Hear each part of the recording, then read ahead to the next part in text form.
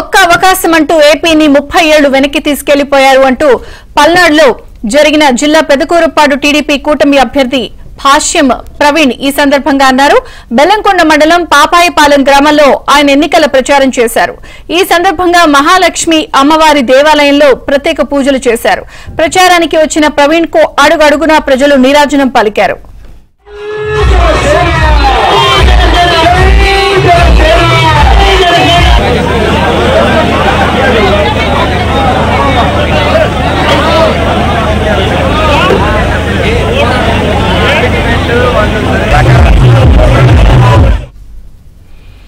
జగన్ కొత్తగా తెచ్చిన land titling act అమలైతే రైతులు తమ భూమిపై హక్కు కోల్పోతారని హెచ్చరించారు.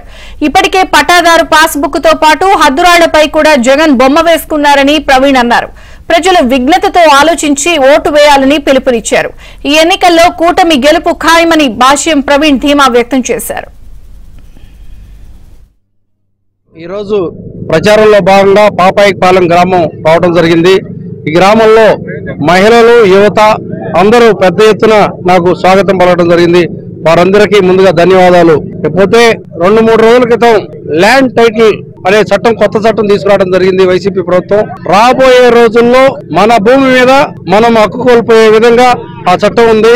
ఏదైనా ప్రాబ్లం వస్తే గతంలో కోర్టులకు వేసుకొని కోర్టు ద్వారా పోరాడి మన భూములు మనం దక్కించుకునే సందర్భం ఉంది గతంలో. కానీ ఇప్పుడు వచ్చిన కొత్త చట్టంలో కోర్టులకి ఆ రైట్ లేకుండా చేశాడు ఈ సైకో జగన్మోహన్ రెడ్డి. అంతేకాకుండా రెవెన్యూ వ్యవస్థలో లోపాలన్నింటినీ సరిదిద్దకుండా ఆ లోపాలను బేస్ చేసుకొని మళ్ళీ కొత్త చట్టం తీసుకొచ్చి రెవెన్యూ వారికి కాకుండా ఆ అధికారాన్ని రిజిస్ట్రేషన్ వారికి బదిలీ చేయడం జరిగింది.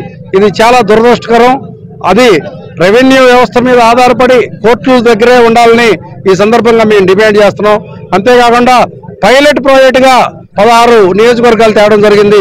ఆ 16 నియోజకవర్గాల్లో మా పెదకూరుపాడు ఉండటం చాలా దురదృష్టకరం. దీన్ని మేము చాలా ఖండిస్తున్నాం.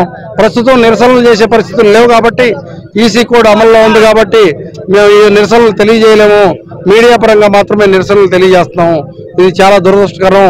మా గవర్నమెంట్ రాగానే ఈ చట్టాన్ని కొట్టేపించి మళ్ళీ దాని ప్లేస్ లో పాత చట్టమే ఉండేలాగా, లేకపోతే అంతకన్నా మెరుగ్గా ఉండే కొత్త చట్టం తీసుకురావడానికి మా నాయకుడు చంద్రబాబు నాయుడు గారితో మేము చెప్తామని